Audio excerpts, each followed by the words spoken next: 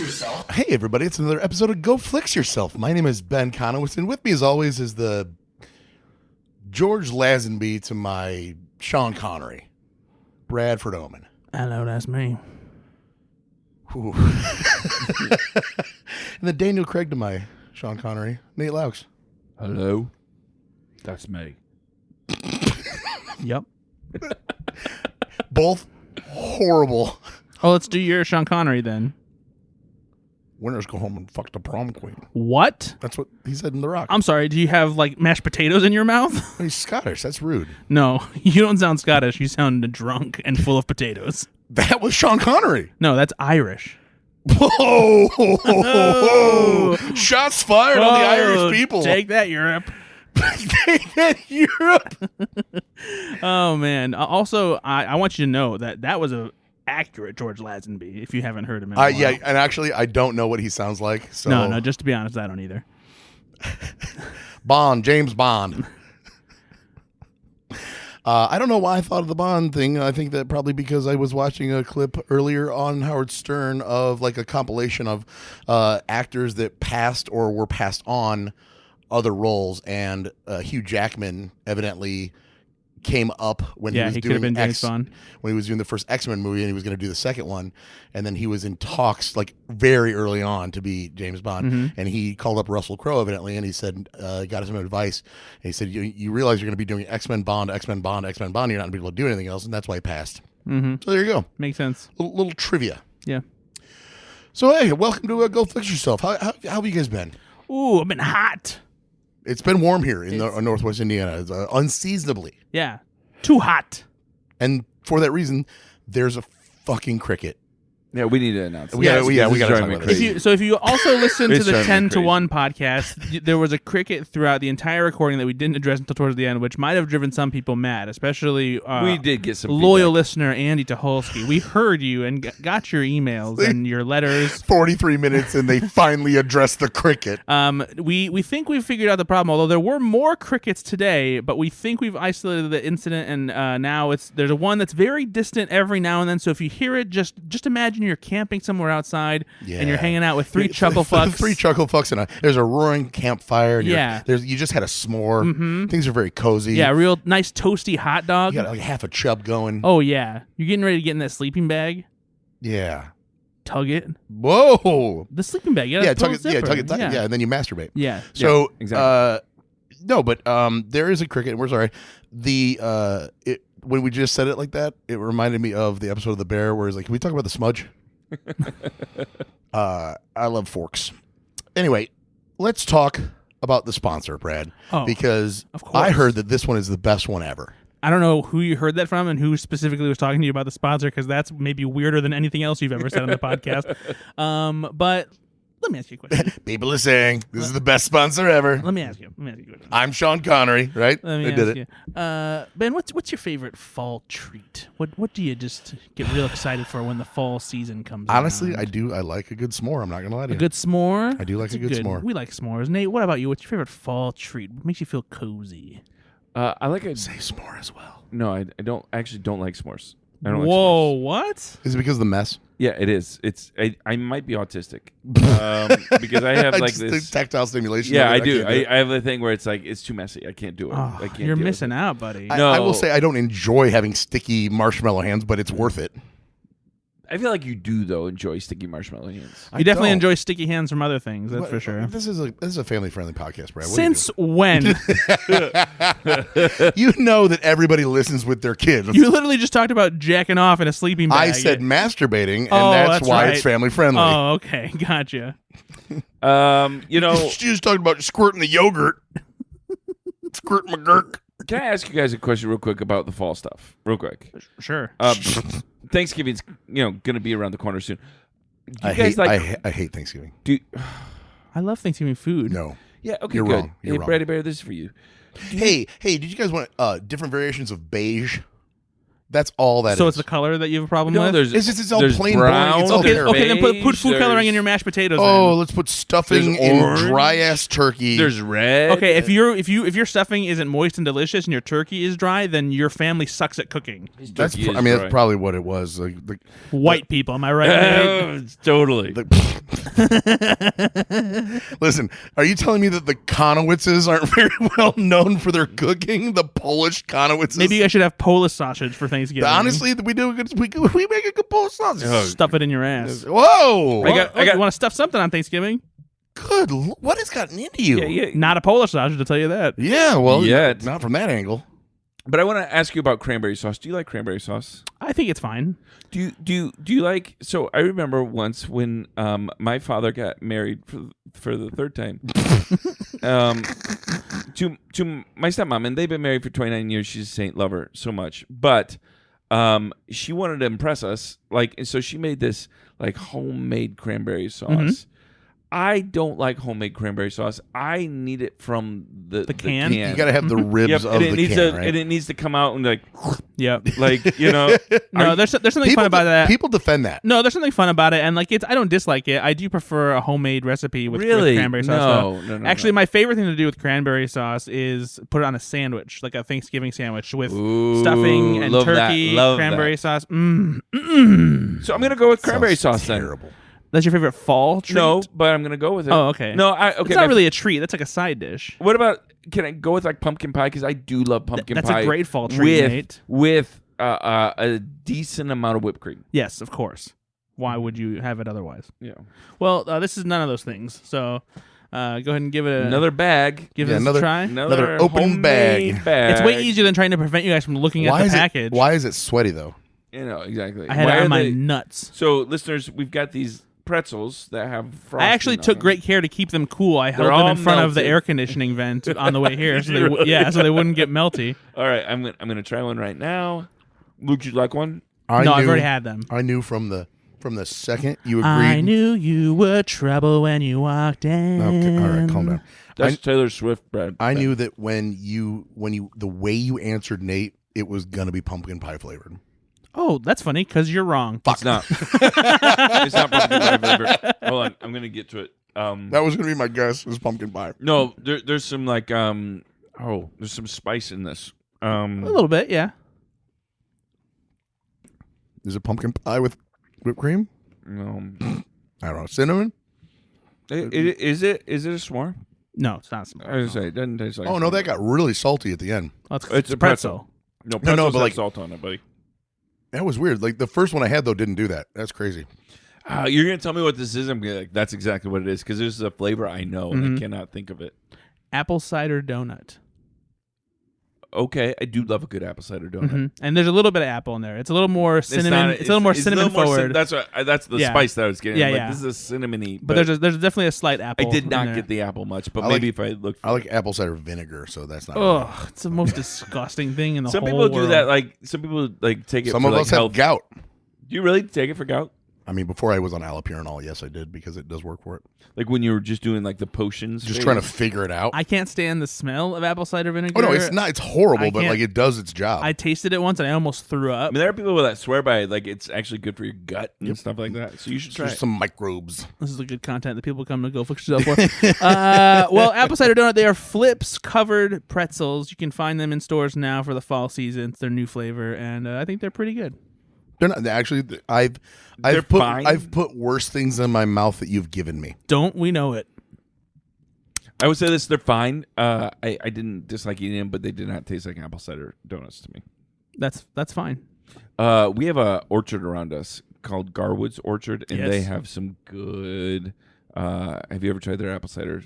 Or I don't know if it's apple cider, but it's like apple spice donuts. They have a couple times. They're apple cider donuts. Yeah, are they? Yeah, they're very good. They're very good. They also have a delicious apple cider slushy. I've never had that. Yum. This is good content. Well, people love apple cider. People love fall. Sorry you're not excited about it. I'm not. I like flannel. Tell the people why you saw my girlfriend's boobs. Oh, because she sent them to me. That was easy answer. That was so much more of a shortcut than I thought it was going to be. For some reason, also, does it make you look great? No, I know. I'm a cuck, evidently. I didn't realize this. To be fair, they were mostly covered. No, we went to a wedding, and she was wearing a very boob-forward outfit. She looked amazing, as always. There's a rule that people got to send cleave. Yeah, so To Brad. there's not a rule at all, but it was just a funny joke. But I thought it was going to go better than that, and it was you just got to cut to the Happy point. with yourself? No, I'm not actually. Exactly. Here's one time I wish I was an editor. Look who's the cuck now. Yeah, it's still me. What's the last movie you saw, buddy? Oh, I got a doozy for you. You don't remember, do you? No, you no. don't remember at all. That's when you're delaying. The last two movies I saw were a nice dose of fun that go together because I finally wrapped up my Friday the 13th Nightmare on Elm Street journey with Jason X and Freddy vs. Jason. I am excited. Okay, so Jason X. Jason X. Jason in space. Yes. And I will tell you basically exactly what I tweeted, which was this movie sucks so good. Yeah. It is the funniest, stupidest piece of shit. It looks like it takes place in the same universe as Britney Spears' Oops, I Did It Again music video. Yep. And I loved every fucking minute of it. There's some great kills. There's some stupid characters. They knew what they were doing. Yeah. Clearly. What I was kind of taken aback by, though, is how cheap a movie from 2001 looks when they're trying to set it in 2455. Yeah. It looked like a softcore porn set. Well, yeah, it's like Emmanuel in space type Seriously, stuff. Seriously. like the most basic ass sci-fi set. All the people are wearing clothes that clearly look like 2000s era fashions, but with weird twists to be like, oh yeah, this is what they would wear in the future. You know, we're going to do on that polo shirt, make it a silver collar. Yeah. Like that kind of shit. Just ridiculous. But man, such a fun, dumb movie. Oh my gosh. As soon as the machine gets activated that gives him his metal mask and like half like reformed body and everything. Yep. Just incredible stuff. Yeah. This is cinema. Chef's kiss. And Freddy vs. Jason is a real hoot. So it's not the same kind of thing where it's like made to be so bad that it's good. It's very meta. Yeah, and it leans into like a lot of the tropes and all that. Yeah, and the but it does it in a fairly clever fashion. Yeah. I was actually pretty pleased with it. The casting and the story is very I Know What You Did Last Summer and kind of like 20-something angst and stuff like that.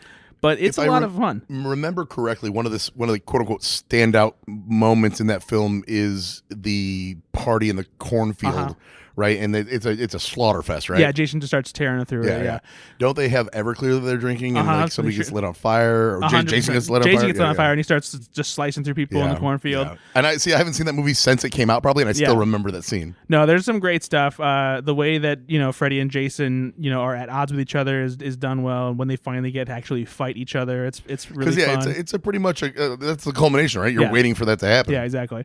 So I just had a good time watching it. It's definitely like there's a high point at the beginning, a bunch of jumbled shit in the middle with like maybe one really good sequel for each of them, and then a really big finish for Jason and for Freddy vs. Jason. So, well, it is spooky season right now. I know. Have you seen more than this? I've seen stuff that's in theaters, but we don't. To keep with the horror theme, I wanted to just ask a question. So, friend of the pod, Aaron Snyder. Yes. Love you, Aaron. She doesn't like horror movies, much like Nate. Mm-hmm. But every year now, for like the past few, she said sucking it up, and she's been watching a horror movie. Mm-hmm. And so I think she said the very first one, her friend Greg told her like he's a huge horror guy. Mm-hmm. So he's like, start with Halloween. Yeah, 100%. It's a great classic, right? And then last year she said that she watched the original It. Oh, okay. Now they want her to watch the remake, whatever. But she's very clamped down, man. She's like, I'm watching one. Yeah. So we were at her kid's birthday party today, and we were talking about it. And I'm like, so are you trying to stick with like in my head, The Exorcist would be a classic horror film, right? So I'm like, or Blair Witch Project would be more of like a modern classic, right? Yeah. So Paranormal Activity falls into that same category for me, more of a modern classic. So when I say modern classic to you, what comes to mind? Scream. Okay. Oh, that's a good one. Yeah. Yeah, I mean the ones you said. Basically, The Conjuring is a pretty good one. Pretty solid. I don't know if it's quite modern classic. It's probably still too new. It's getting close though. It's pretty beloved. Can you? Guys it's almost 20 years old, right? Answer this. Almost. Can you guys tell me this? It might actually be 2007. Oh no, you know what? No, it's like 15 years old or something like that. Oh, okay. Is Zombieland a horror film?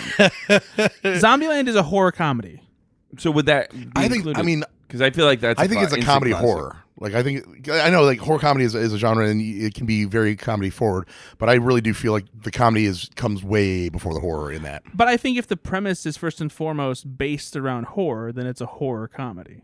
Fair enough. I get we're splitting hairs here, but like Shaun of the Dead is a comedy horror more than a horror comedy, in my opinion. Conjuring's 12 years old, by the way. No, so not at all. No, yeah, Zombieland is a horror comedy.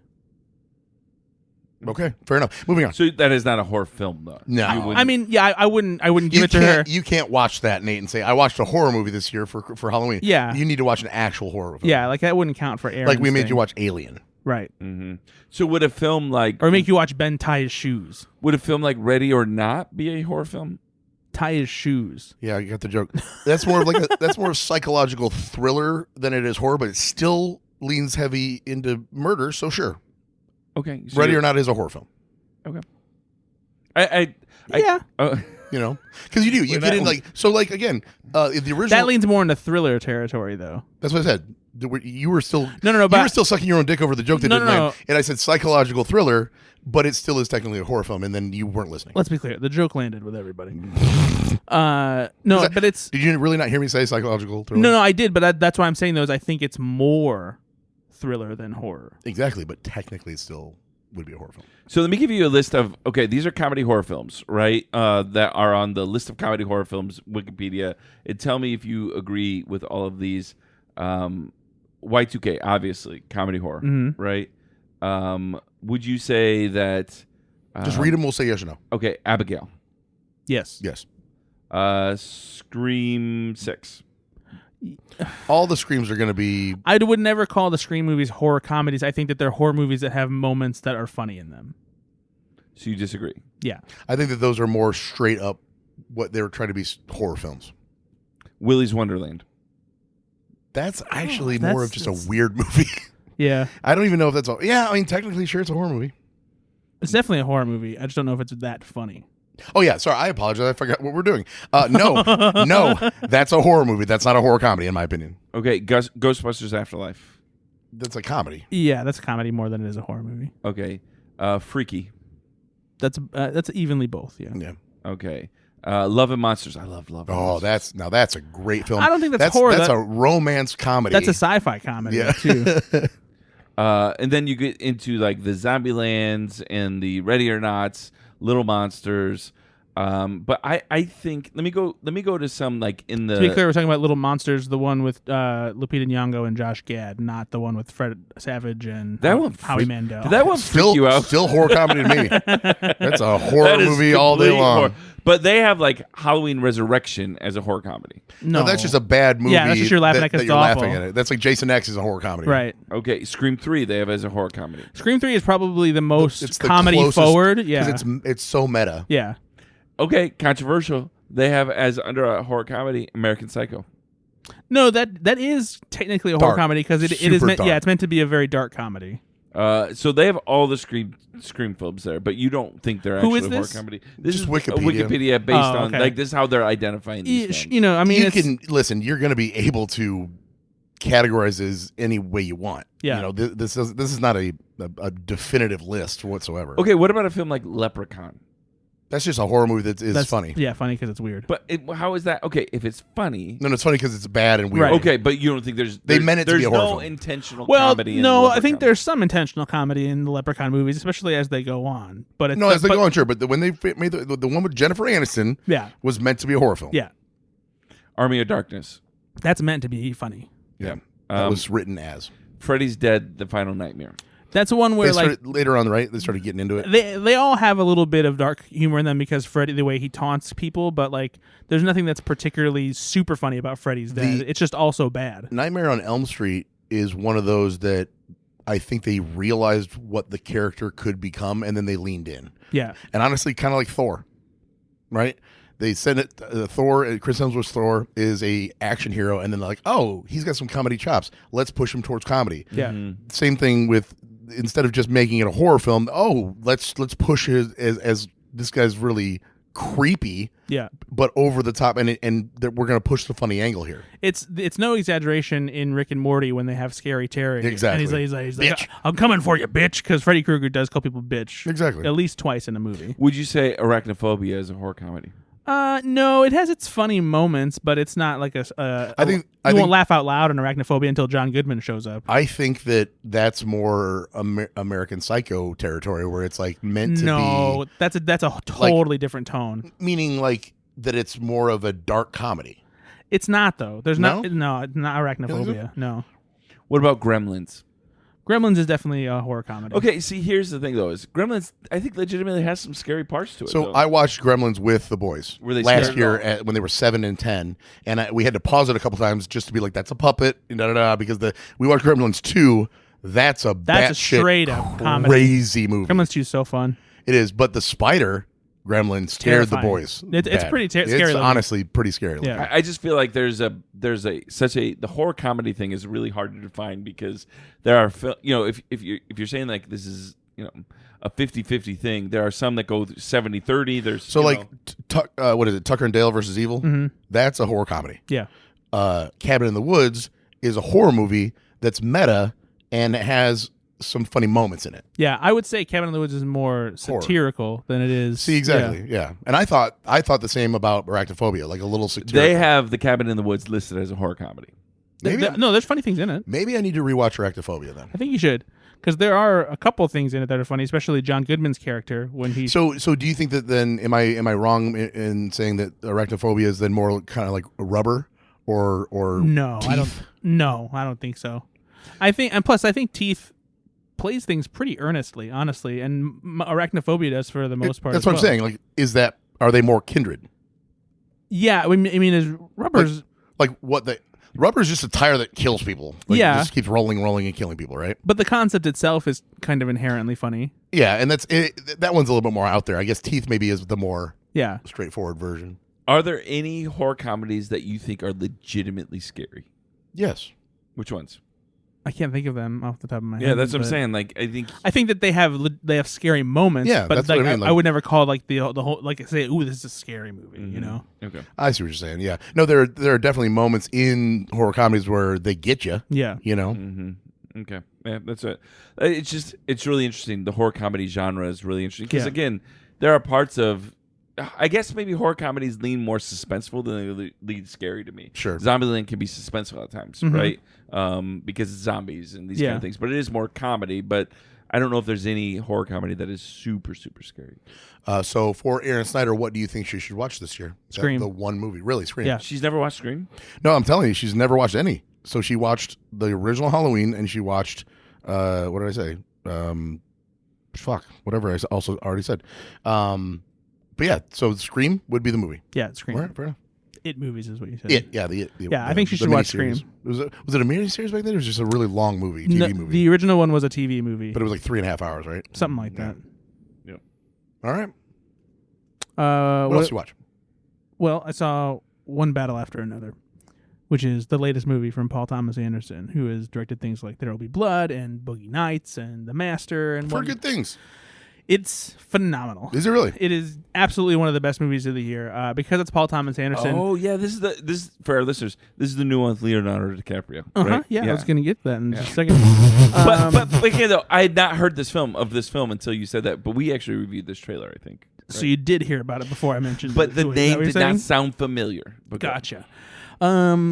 So yeah, this movie. I've never heard of this before, except we watched the trailer and talked about it at length. And I knew what it was, but I forgot the knew title. what you're saying. You did not remember this film either. I didn't remember the title. I knew there was the film. When So- I said it's the new Leonardo DiCaprio, you're like, oh yeah, that's what I want our listeners to do. So this movie is, because it's Paul Thomas Anderson, it is 2 hours and 40 minutes. However, Dear Lord. I will tell you that Dear that Lord. runtime flies by because it is a nonstop, Sure, it does. basically a Because the nonstop. credits are 40 minutes at the end.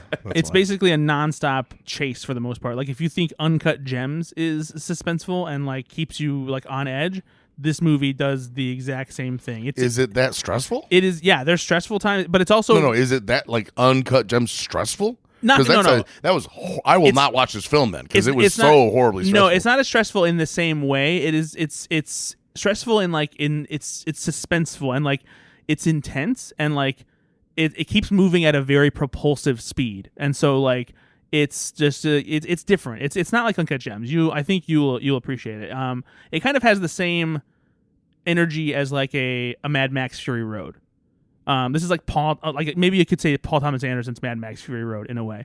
Is propulsive in and of itself indicative of speed? Like you said, propulsive, like it means fast, but propulsive could mean slow. Just that something's moving doesn't mean that it's moving fast. That's true, but it is moving fast. Okay. In this case. Okay. And it has a lot. It's a very political movie too. There's a storyline in the movie that has not been hinted at or even mentioned at all in the marketing that is very compelling and very relevant for today's purposes. And everyone in this movie is great, from DiCaprio to Sean Penn is an amazing villain in this movie. Just great. Chase Infinity is an up-and-comer who plays Leonardo DiCaprio's daughter.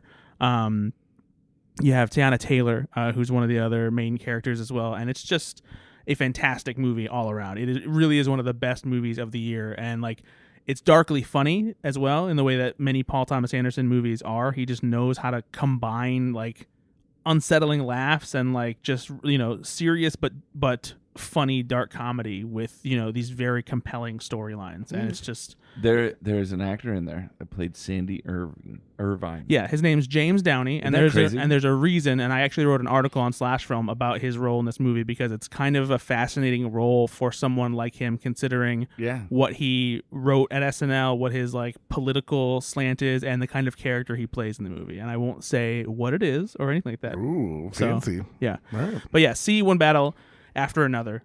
See it on IMAX if you can. It is there's a chase in this movie.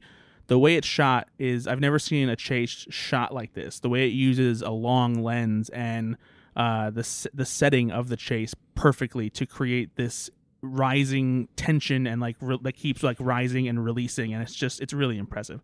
So yeah, it's incredible. I know you guys probably won't see this in theaters. Nope. But you guys should definitely watch it at some point because it is spectacular. So, okay.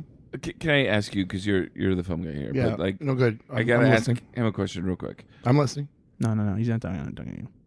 So, Brad, Paul Thomas Anderson, probably one of the top 10 directors right now around. Very, very, very successful. Very good. But this film cost like $170 million to produce. It sure did. It's likely not going to make that. No. Right? And so, like, how does Paul Thomas Anderson... How does the mafia work into this? Yeah. How does Paul Thomas Anderson continue to get to make and have budgets like this when it's likely not going to make money back? For the same reason that studios keep making prestige pictures that don't make their money back, because they want the accolades and they want the awards. And it doesn't matter if the movie makes its money back. So this is what's known in business as a loss leader. Sure. It's like, that shoe for Payless we're taking a loss on, but it gets people in the door, right? So in this one, the Oscar, we lost money on it, but it got people in the door to check out what else we're doing. Yeah. That's what I'm saying. Yeah. All right, fair enough. I saw the Smurfs. Did you really? Well, the kids wanted to watch it, so I walked in on them watching the Smurfs. Like with they had just started, so I sat down and watched it with them. When you say it like that, it sounds like you caught them jacking off or something. Say, whoa, easy. I walked in on the kids watching the Smurfs. Easy. Oh, gross! It's a lot different than walking in on the kids smurfing. Oh, that just sounds even worse. But they got Smurf everywhere. Oh, come on! What, they spilled? Well, they were watching Smurfette. Ugh. Holy Smurf. Hold on to your Smurfs. You can guide them, right? Like you can like. I'm not gonna turn off a movie they've already started. That's silly. Like they were like 10 minutes into it. What if they were watching Emmanuel in Space? Then I'd say let's watch Jason X. But you literally just said you're not going to turn off a movie they started. No, I mean. So where do the rules end? If it's inappropriate, it's different than bad. Oh, so Smurfs is appropriate now. For kids, sure, yeah. I don't know. Have you seen it? Yes. Actually, yes. I don't know if you fucking listen to me, but yes, I've seen the new Smurfs movie. It doesn't sound like it's bad. It's very bad. So you would say it's inappropriate. Jesus Christ. It's not a great movie. It was fun for me to try to figure out who the voices were. That's about the only thing I can say. Like just sitting there like, I wonder if that's, Like there's a new Smurf film? Yeah, it just came out in 2021. Yeah, it came out this summer. Yeah, it's We had a whole episode where we watched the trailer, so maybe it was the same episode we talked about one battle after another. Yeah, it's probably it. I don't think we did. Yeah, you're probably high. I don't think we You're probably did. high on crack when we did it. You know who Jeez, plays Pete. Smurfette? Rihanna. I was asking him, not you. Well, we Did I said it at the look same time, so I know, but I was Yeah. asking him. I had to look up the newest kids movies to remember which one I'd watch because that's the only movie I've seen. what? I was in Atlanta for a conference, and then we had a. They don't have movies down there. Well, no, not at a conference. You can't watch them in your hotel. Have you ever been to a conference? Yeah, actually, there's a famous one that I went to yearly for a while. It's called Comic-Con. Yeah, about movies, right? No, not really. So you probably it's let's call a spade a spade It's here. about pop culture. Yeah, exactly. So it would not be weird to watch a movie with other people at Comic-Con. I'm not sure it's weird to watch a movie at any conference with a bunch of people. Yeah, it is because at the conference I went to, it was for business, and so at night you just do a meet and greet, and you're doing networking and stuff at night, and you're not watching a movie together, Brad. You're literally doing like you're talking about work. They can't play a movie about business to entertain everybody. You're such an idiot. So I went to a conference, and then we did the Boys and Girls Club dinner, and then I had a wedding last night, and yeah, So if you want to know, I watched half an hour of Spider-Man, the one with Jake Gyllenhaal. Which one was that? That's Far From Home. Yep, I watched half an hour of that. Nice. Yep, there you go. I saw him beat Mysterio Where was that? in the hotel room last night. So after they the wedding. do have movies in the hotel. After the wedding, yes. Right. Oh my gosh. Where did you stay? A bungalow when you were in Atlanta? No, at the Georgian Terrace Hotel. And they have movies? No, actually, the room was horrible. If you're listening to people from the Georgian Terrace, fuck you. Wow, what No, happened? the staff is excellent. Excellent. I actually gave them a review on Google, and I gave them 4 stars, and I gave them 2 stars for the room and 5 stars for everything else. The food was delicious, the restaurant, the atmosphere, everything. What was wrong with the room? Holy No shit, movies? dude. Well, first of all, if we're talking about that, like if you honestly go on a conference or whatever, and you're like, hey, you know what? I'm going to stay in tonight. I'm going to catch up with some work. I'm going to watch a movie. All they had was Porn? 5 stars. And that's why Ben's bill was so high. They overcharged me. I was trying to watch Emmanuel in Space. No, so it's that kind of connection that it's not the remote that plays the movie, has the movie button or the menu button. It's it's just a regular remote, and it was satellite TV, and it was just the worst. It was 720, if that, 480 maybe. Nice. It was horrible. It kept cutting in and out. We tried to even watch like Sports Center, and it was cutting in and out. It was the worst. So HBO West was on or whatever, and you could try to watch something, but it was abysmal. But that's not even why I was mad, because I'm not there for the TV. Like the deadbolt on the door the screws were loose enough that when the door shut, it was like falling out. So like if you just pushed in that door, you could open it. Some of these hotel rooms were like, Did you not look into this hotel? No. I mean, that's where the conference is. So we all stay at the hotel. Yuck. And again, it's nice enough. It's just you're going there for a bed, and the bed was comfortable and clean. The cleanliness wasn't the issue. It was literally the rooms were just falling apart. Yeah. Like they had the door stopper in the bathroom didn't have the rubber piece on it, so when you opened it, Clang. the metal hit the fiberglass tub, and I thought I'm gonna break it. Or if you're stepping out of the tub and somebody opens the door, that would stab you. That's because it's sharp metal. That's like a horror movie. Yeah, scene that was right horrible. there. And then the weirdest thing was a lot of these were, I think they were apartments back in the day. And so they kept the kitchenette. So there's pots and glasses and stuff, but you would never use this kitchen. And such that the door to it was so small. It was like maybe a 28-inch door. I think, what's a standard door? 30 inches, 32 inches, 36 even? Oh, yeah, I definitely say 36 inches. This is probably a 28 to 30-inch door. Fucking shit about doors. It opens up, and you kind of like go sideways into it, and it kind of goes into a galley kitchen. They had a rug down because the floorboards were gone in front of the refrigerator. Fuck? So I accidentally kicked the rug and I moved it, and there was a dip in the floor, and it's just missing planks of flooring. Gone. Just what the fuck is this? It was so wild, man. Huh. Yeah, that was crazy. So that's my review of the Georgian Terrace Hotel in Atlanta, Georgia. Thanks for stopping by Ben's Travel Corner. Exactly. Nate, what's the last movie you saw? I've seen 2 movies. Where's the last place you stayed? So I finally saw the third part of a trilogy that I love, and I've been, for some reason, putting this film off for a while. I could have seen it earlier, but I didn't. This is a new Downton Abbey movie? It is not, but maybe somewhat similar. Oh.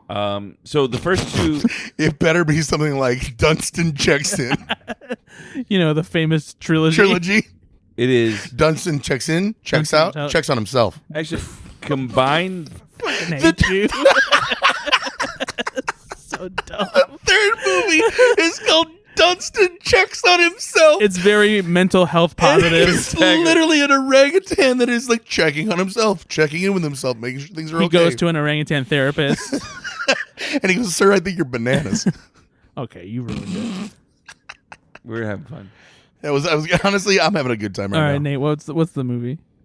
Paddington in Peru. Oh no, I heard this was not great compared to the first two. The first two are magical. But the first two are like 100% Rotten Tomatoes. Yeah, like they're just they're beloved. magical. Yeah. They're magical. And this one's like a 93%. Which but when you get that bar to set. But it is 7% worse. Yeah. For sure. Well, Did you see this one yet? I haven't seen it yet, but no, and I was kind of disinterested because Paul King didn't come back for this one. Yeah. He's the director? Yeah. Okay. Yeah. And they're missing him. That is absolutely right. This doesn't. The first two films have a sense of whimsy to me. Yeah. Like they're just magical. They are. And this one was missing the magic. And so I've been putting this off. Also, they replaced, I can't remember who, with Emily Mortimer, the mom. Oh, okay. And I don't dislike Emily Mortimer, but like it was clearly like that's not the mom. Yeah. Right? Yeah. And so does Paddington like hit somebody in this one, or no, Paddington goes to Peru on the run because he hit somebody? Paddington's looking for his aunt. His aunt went missing in the jungle, and it's like an adventure kind of thing. And I just didn't like it. I wanted Paddington to be sent. You didn't like it. Well, I liked it. Okay, that was harsh, but I liked it 7% less. What I didn't like about it is I feel like Paddington should be set in Britain, like it Where should be.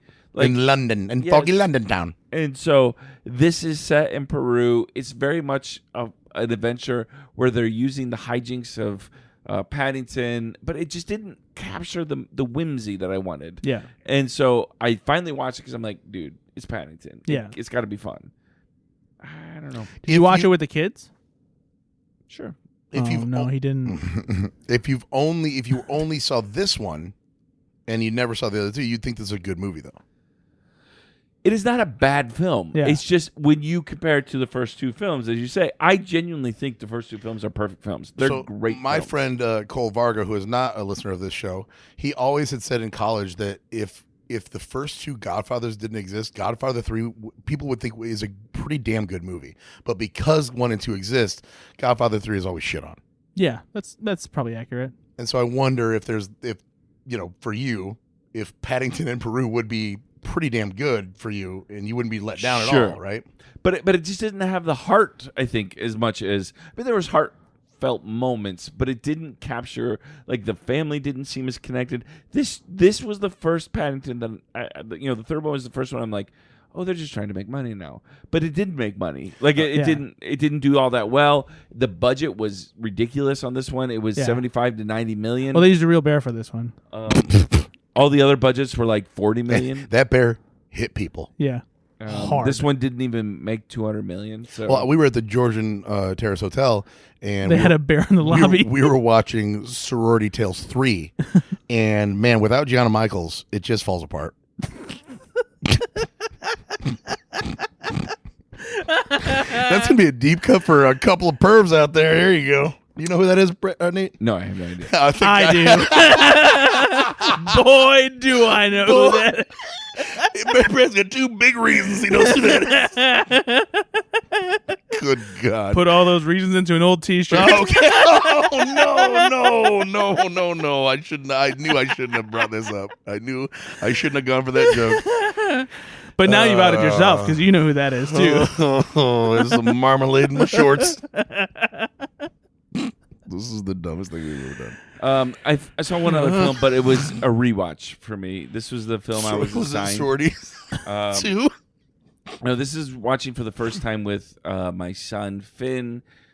He picked this film, and it's a film by Steven Spielberg. Oh. I don't know if you've heard of him, but... He picked Duel. It is a film with Tom Hanks and Steven Spielberg. Okay, we're narrowing it down now. Catch Me If You Can. Nope. And a film The Terminal. with Tom Sizemore. Oh, it's Saving Private Ryan. Yes. Have you guys seen this film in a while? No. Yeah, honestly, I probably end up watching it like every year. As you should. Yeah. I rewatched this film and I forgot how much I love this film. And because I'm a Band of Brothers guy, I love Band of Brothers. I watch Band of Brothers the miniseries once a year. I just love it. And I rewatched this, and this is you might not understand this, but I actually love Tom Sizemore in this. Like, no, he's great. There was a moment when Tom Sizemore like fit the blue collar guy that I know from Chicago, kind of, the part of the reason that guys like Tom Sizemore, like actors like Tom Sizemore, are so specifically good in very specific roles because that's who those guys are. Yeah. And like I was thinking about that. I'm like, who would be a Tom Sizemore today? Because for a minute he was doing really well, and the things that they had him do, he was so good at. For instance, he plays Mike Horvath in this, but he's such a good number 2 in this. I don't know, maybe like a Frank Grillo. I don't know, but Frank Grillo still seems like he's pretty Hollywood-ish. He does, like Tom Sizemore Tom, looks like a guy that would be my dad's friend. Tom Sizemore is like, oh shit, the guy didn't show up. Can you act? Mm-hmm. Like, and just you look like you'd be a tough. You know? Yeah. I think maybe the A-list version of that these days. I really do think that Tom Hardy is that person a lot of times. Yeah. He's just a normal person that he's almost too pretty though. Exactly. No, you're right. Yeah. Exactly. But I think that he's a real everyman. Yeah. I would say that's maybe like a shortcoming of like today's roster of Hollywood talent is that everybody's it's got to be, what's the new guy? Jacob Elordi. Sure, but also Glenn. What is his name? Glenn Powell. Yep. Yeah, I think that obviously Hollywood has always loved hot people. Like there's the most famous people in the world are beautiful. But I think even more recently, they've leaned harder into like they just find hot people way more often than they do find just people who feel like normal people that just happen to become actors. Sure. Yeah. And so that's what I was thinking when I was watching this, though, because it would not have worked. They obviously had other Hollywood type of, but Tom Hanks even himself. He's certainly Hollywood, but he's got an everyday kind of man to him. Well, right? no, exactly. And again, back in the day when in the late 80s into the 90s, when you got over your Schwarzenegger and your Stallone stuff, where you didn't have to be a steroided up bodybuilder looking thing. Then you had your John McClanes of the world, right? So your Bruce Willis didn't have a six pack. He was more of an everyman. Tom Hanks came up in the 80s, but he was a comedian. Then he starts doing more drama. But Tom Hanks has never had a six pack in a film he's not sinewy and sexy. That's not what Tom Hanks was meant to be. Yeah. These days, you start off by having the sinewy, sexy six pack, and then you go, oh, he's also going to gain some weight for a role. Yeah. But you start off, the default setting now, you're right, Brett, is you need to be a 10. Yeah. You go look back at the still photos from the promotional photos for the first X-Men. Look at Hugh Jackman then. Oh yeah. Right? Normal person in a fucking Wolverine he costume. wasn't anywhere near as jacked as he was. Because that was not required back then. Robert Downey Jr. in the first Iron Man, 2008. Just a normal guy. Definitely didn't have like 10-pack or whatever. Now that's a default setting for, and that's not even for superhero movies though. It's for fucking everything. Yeah, exactly. We've lost like the role for actors like a Michael Madsen, like those kind of people, like people that like have a little. Yeah, that's another great example of Michael Madsen and Tom Sizemore, those guys, right? Yeah. I mean, I would even argue like for some reason, even though he is Hollywood, even though he's not like a buff guy, I think Ted Danson is a good everyman, right? For sure. And so he's obviously in this film as well. And Paul Giamatti. Yeah, you just see these guys, and they're just, I don't know. And they were also kind of heartthrobs as well, right? Like people thought Ted Danson was a great looking guy. Oh yeah, Sam Malone was on fire back in the 80s, man. But they're not. Carl Malone was on fire in the 90s. Moses Malone even before that. Yeah, and he wasn't chiseled. He wasn't, Now in the post era, Moses had a bush on fire. Post Malone. That's funny. Anyway. We like to have fun. Yeah. But no, like a guy like Tim Roth. Right, just like that's more even a character actor, but he for sure. So anyway, I don't know. There's just we're missing them. Yeah, I just noticed. It's like these guys. There's this element. Well, Cooper Hoffman, good. Yeah, let's keep going. Yeah, with that, he doesn't. I agree with that. I don't need him to have a six pack to do what he's doing. Right. Right. Yep. All right. Those are the two films. Did he like Saving Private Ryan? He did. Liked it a lot. Good. It's just also just a really well made film, and it because it's black and white, it ages really well. Well, right? it's not black and white. It's not black and white. It's just It's like pretty sepia. it's been Sorry. desaturated. Sepia tone. That's what it is. Yeah. It's but it's still a color it has movie. a feel to it, right? That Yeah. is kind of different than a lot of films. Yes. And It's so not, it's not black and white, Nate. I'm sorry, he's right. It's not black and white. I know he's right, but like you and I are having a conversation right now. I admitted you're right. Oh, you know my favorite black and white films? Raging Bull and Saving Private Ryan. It's not black and white, is all I'm saying. But you know that it has been the color has been edited, And that's in this not film. black and white. I mean, technically, the color's edited in every movie. I know, but I love how Nate's really trying to look at. He's pointing. You can't see, but he's pointing with 4 fingers at Brad. It's being like, "Can we please?" And Brad's pushing back, like, "I don't want to." Well, I know. because the more you say, the more you ruin it. anyway, one of my favorite black and white films, Saving Private Ryan. No, yeah, incredible movie. Just so many things still hold up in it.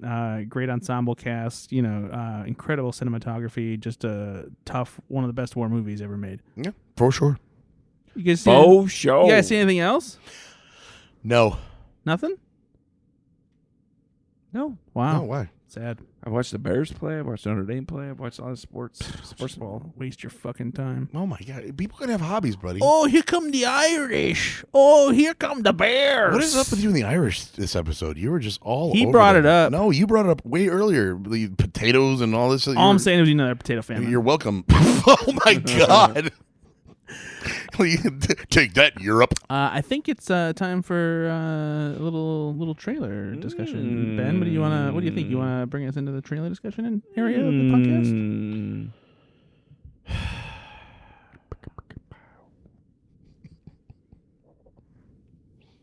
Do the theme song from I will- Saving Private Ryan. Go. Don't do that. We don't need letters. I will give you what I've been listening to for the past 3 weeks. It better be If Creed. this has anything to do with Smurfs, I'm gonna kill you. Nope, it's none of it was. You guys know that Creed's coming back, by the way. Go ahead. Like the movie franchise? No, the no, band. it's got stabbed. Like all They the, never- all the in young my people. opinion, they never really left. Yeah. All the young people, they love the Creed now. With arms wide open. Can you take me higher? It's a terrible Scott. Yeah. That's a terrible guitar. Anyway, all this that is what was I've been bad. listening to for the past 3 weeks. Oh, wait. Trailer time. Trailer time. It's trailer time. It's trailer Is time. one of the kids in a recorder class? Yeah. Oh, Rune no. is learning the trumpet, buddy. And hot cross motherfucking buns is Yeah. on my top playlist I in my remember the- nightmares. I remember knew those- exactly where you're going with this. The first time, like, that's Yeah, Oh. I remember those hot cross buttons days. Good Lord. You're gonna go to the band concert, and that's what they're gonna play. Of course and they everyone's are. gonna clap. It's like, why are we clapping for this? This isn't great. No, it's not. Hot cross buns is my second favorite Gianna Michaels movie. I don't know what that means. Because it's about my kid and his trumpet. Oh, gross. That's why this is so hard for me to laugh at right now.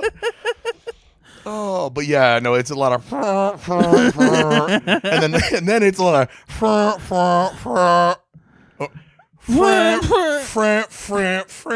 nope. It's my trumpet.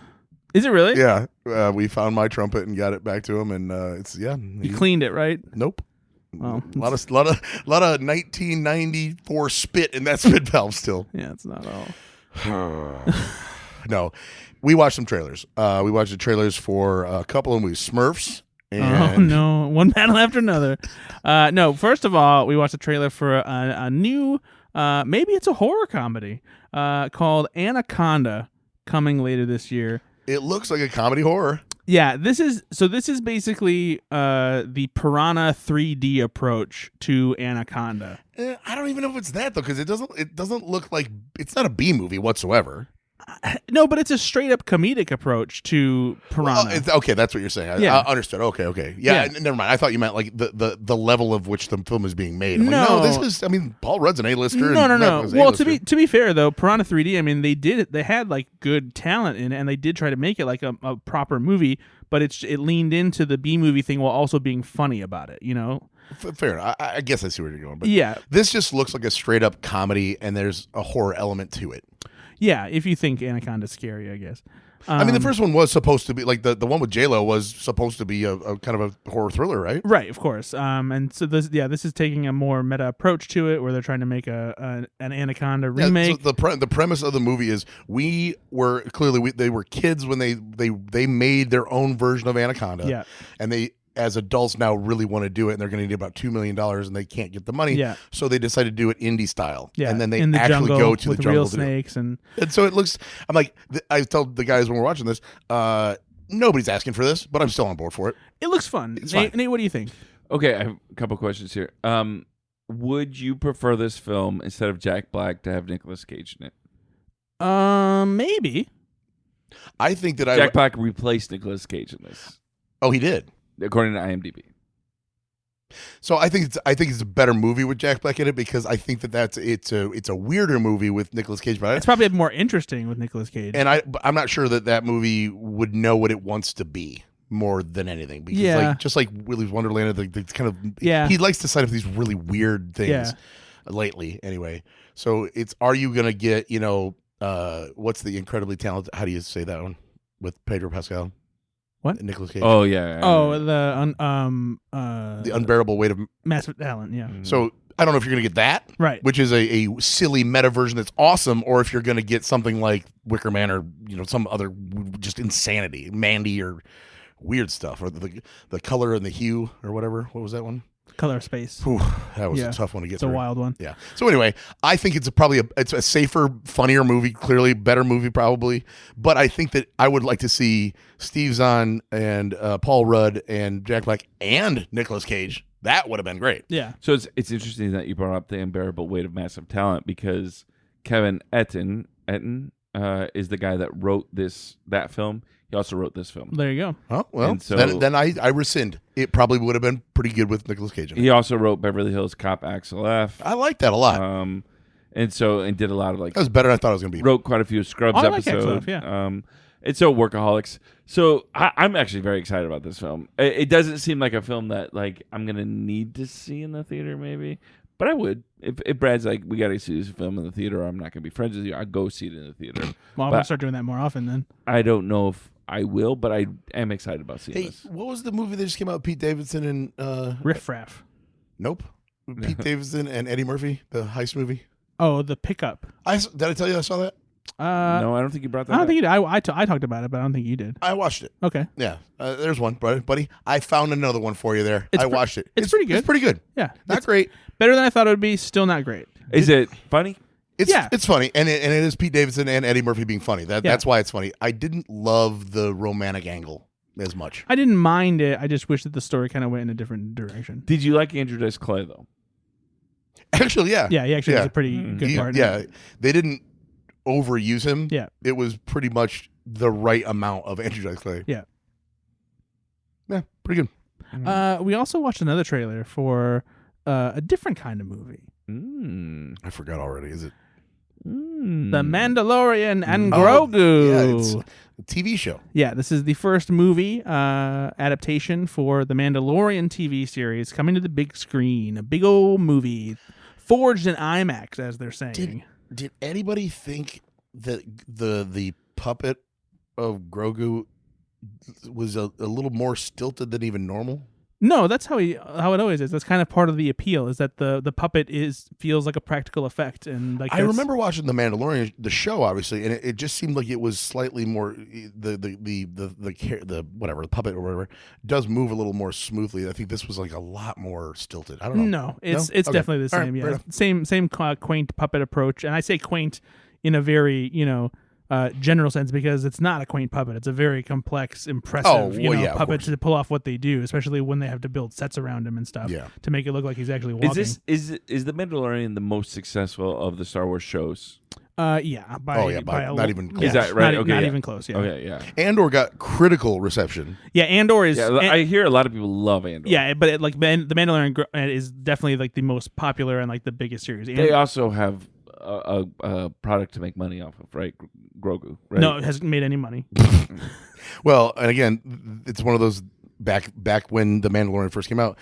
it's like they didn't know what they had for some reason because you couldn't get the toy. Like No. Well, that's Right? that's a misconception.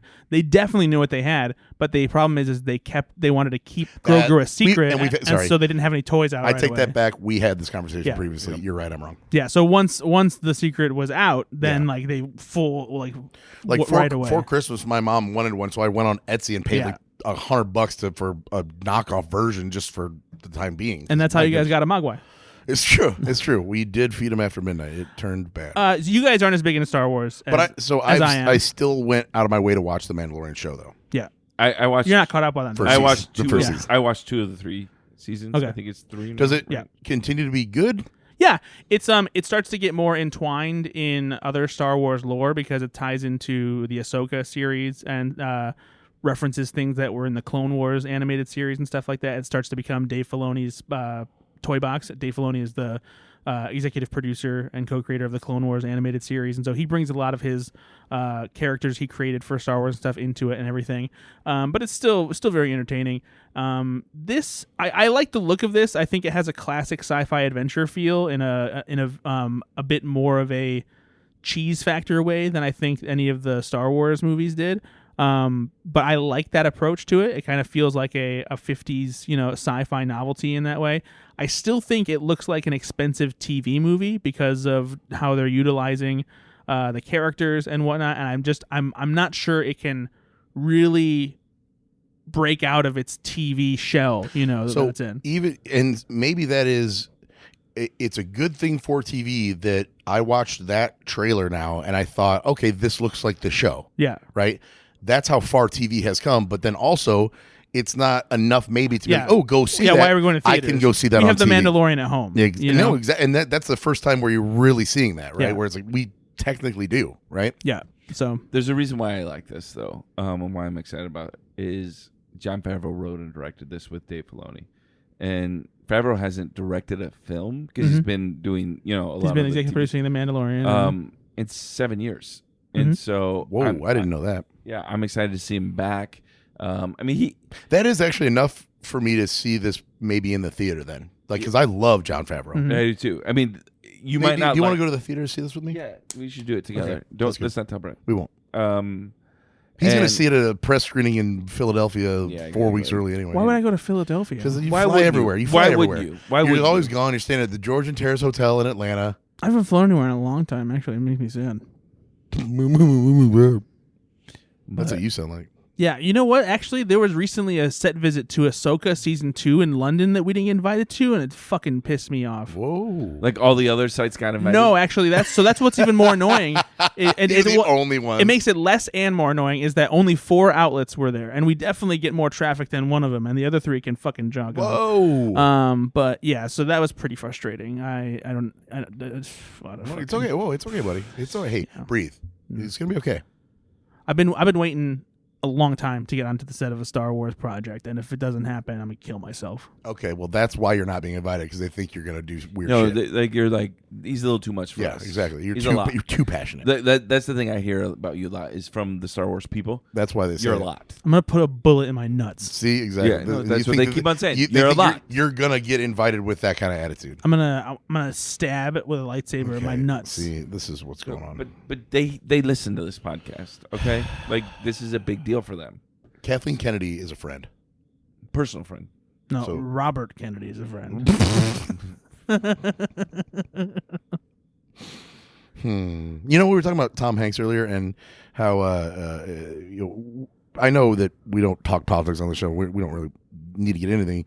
But I did see a lot of hardcore right-wing people have turned now on Tom Hanks because... the liberal elites and stuff like that, because Tom Hanks has come out and been a Democrat, a liberal. Well, also, I believe he rejected the reception of some kind of honor because of... might have been the Mark Twain. Not the Mark Twain, but something with the Kennedy Center. Yeah, could have been that. And so it was like this and that. And in my head... Hold on. It's literally right there on the wall, right behind the Predator. Oh, shit. Listeners, we've got the cricket in view. Ben right now is gonna try to kill the cricket. You're gonna want to be slow because it's gonna be fast and it's. Oh, he's going. Get him! Why are you dawdling right now? Get him! Kill him! See, I told you. You're not killing him though. Did Like you you're get it? just playing with him. Did you get it? Yeah, no, because that's his guts. But right there's there still on the another wall. one that we can hear. There's So the guts on the wall right there. I see it. Yeah, good job. there's another one that's still around though. You'll hear it. So no, I'm just letting people know. I know, but like, what do you want him to do right now? No, I don't want them to do anything. I'm letting the people know so that they understand why they're still hearing the cricket, that they're not losing their fucking minds. I stopped hearing the cricket. Was the cricket going this whole time? I've heard it every now and then, and I can hear it right now. It's the one. I think it's the one that's in the other room. Oh, it's probably crying. Deborah. Bill, I'm back from the store. Bill. Where are the children? Oh my God! They left his body. Anyway, where were we? You were talking about Anyway, so Tom Hanks. So yeah, so in my head, I know that there are some pretty, old white conservative guys that fucking love Band of Brothers and love WW2 and they're just rock hard for that stuff. And for them to that's like telling an 11-year-old that their favorite WWE wrestler is actually a bad person. Yeah. And they're like, I don't know how to feel right now. Yeah. I know that's happening. But good for Tom Hanks and fuck Donald Trump. Okay. Listen, I don't want to get political. Yeah, you don't want to get political. You've said it famously that you don't get political. Yeah, I don't really get political. I just hate people who are fucking monsters. That's fair. I don't like monsters. So you don't like our president? He's not a good dude. Not only is he a good dude, he's actively a bad dude. Yeah, no, he's actively a bad person. I don't like Donald Trump. Anyway, Tom Hanks, though. I love Tom Hanks. I love Tom Hanks, and I hope Tom Hanks becomes the president. You know what? I would vote for that guy. Who wouldn't? Oh, you know what? I would vote for Kevin Kline. Oh, I thought that was going to go in a different direction. Dave. Just make Dave the president. Who's the best fictional president of all time? Martin Sheen. Yeah, for sure. That's TV. How about movies? The best movie president of all time is. Is it Bill Pullman? Yeah, probably. From Independence Day? Yeah. It's pretty good. Maybe Morgan Freeman? In all of the movies? As an amalgamation of whether everybody? It's Deep Impact or Olympus Has Fallen or... What about Harrison Ford? Ooh. Yeah, he's pretty good. Pretty good. Pretty good president, probably. There's been a lot of good ones. Yeah. Mike Douglas? American president, very good. Yeah. Again, Kevin Kline, Dave, brought in his accountant. Is like, if I ran my books like this, I'd be bankrupt. That was a great scene. He knows that. Kevin Kline sounds just like that, too. No, that was the accountant saying that. About himself? No, he brings the accountant in and he goes, if I ran my books like this, I'd be out of business. I do think Bill Pullman might be my favorite. He was young at the time, too, and he had a young family. It was like, he was hopeful, right? Yeah. I like that. I don't know if we've been doing this podcast long enough for me to have brought up this humble Brad before. But back I used to be president. Years ago, I visited the set of Independence Day Resurgence, and of course, Bill Pullman is in it. And on the day that press was there, they had kind of like a party on set, and they played like a montage basically of like Independence Day stuff, including the president's speech. Yeah, it's awesome. And when he said the speech, like they lit off fireworks and stuff like that. That's cool. I was standing next to Bill Pullman while it happened, so I have like a photo and like video of like him watching himself on the screen, like as giving the best part of the speech, and like the fireworks going off and everything. Is the movie sucks, but it was a very cool moment. Oh, but truly, Martin Sheen is the best, though. Yeah, Martin Sheen would probably be the best fictional president. Jed Bartlett. I've never seen an episode of The West Wing. Oh, it's so good. It is so good. It is a series. And I say this as somebody who really hasn't seen The West Wing either. So like I just know. I just know you really haven't seen it. No, it is so good. Yeah, I just know the legacy of the character and how good Aaron Sorkin was, and he was really tapped into that. And show. he was super on drugs at that point, so he's writing so well. I thought you were saying writing so much, but nope, writing so well. Okay, he's really good. Hey, kids, do drugs. No, I mean the dude was writing an hour series, and he's the one that wrote all of the first season episodes. Yeah, that makes sense. When you're on drugs, you got to be on a lot of drugs to do that. Brad, I don't know if they do this kind of podcast. Like, we should start a podcast and we'll watch the West Wing. It's not a rewatch podcast; it's just a watch podcast. Do they do that? We just watch it for the first time? Yeah, I'm sure there's. We'll do a watch podcast. We'll do another one. Of the West Wing? Yep, me and you. Oh, okay. Yep. This is sir, We'll eat wings while we watch The West Wing. the West Wings. Mm-hmm. And we'll call it The West Wings. Okay. They're not going to be hot wings, though, right? No, just wings. Just like from a different place every time. Are we going to eat the wings on air? No, I think it was like... No, because that's going to bother. That would bother a lot of people. Like with Yeah. that stuff. more Yeah. than a lot of Yeah. people. Just you. Yeah. So we get to eat the wing while we're watching the episode, and then we talk about it. Okay. Both the wing and the West. Okay. Listen, this is. I know that normally when people talk about developing something, they don't do it on another podcast, Right. Because it's not very interesting. But this is what we're going to call the backdoor pilot for the West Wing. Exact. The West Wings. Yeah. Got to be very, very enunciate that S at Right. the end for sure. Of course. Okay. Yeah, so keep an eye out for the West Wings. Never. I don't know, man. I think it's worth a shot. So see the Mandalorian and Grogu coming to theaters in 2026. Nate, do you want to watch the show Wings with me, and then do a podcast about that? I would like to watch Wings. And we'll test different Western dressings, and we'll call it the Western Wings.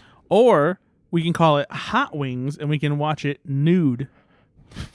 Do you know what show I was thinking about rewatching? Coach.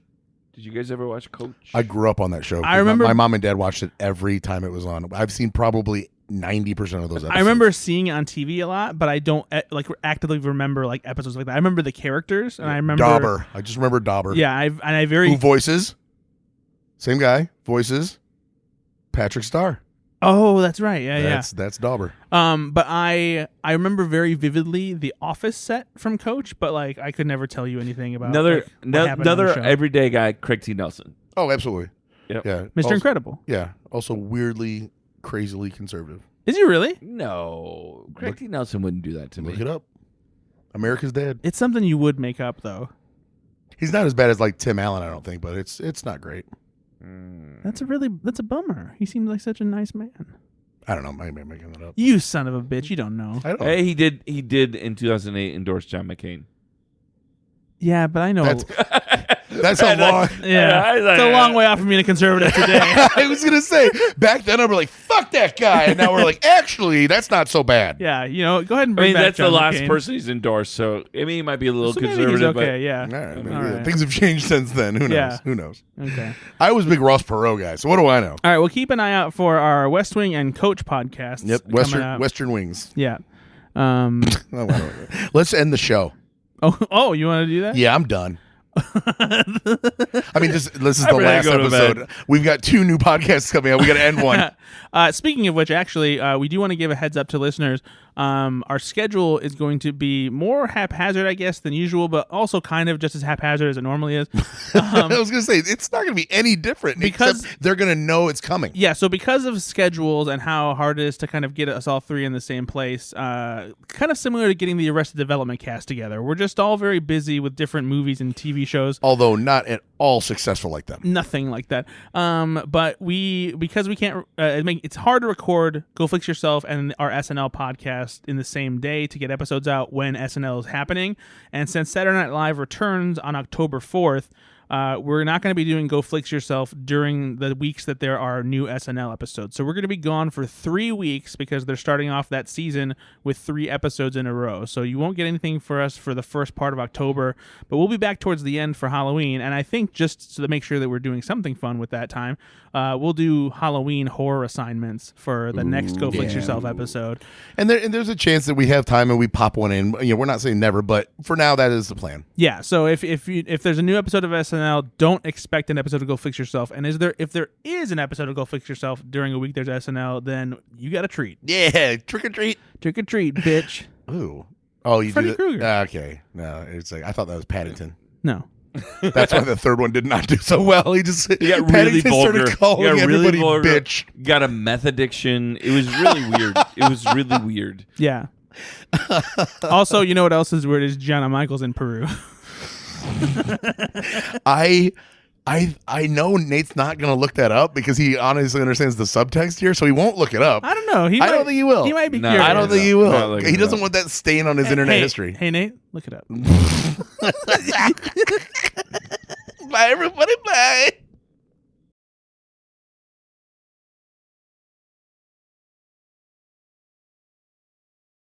Not cheating, eh?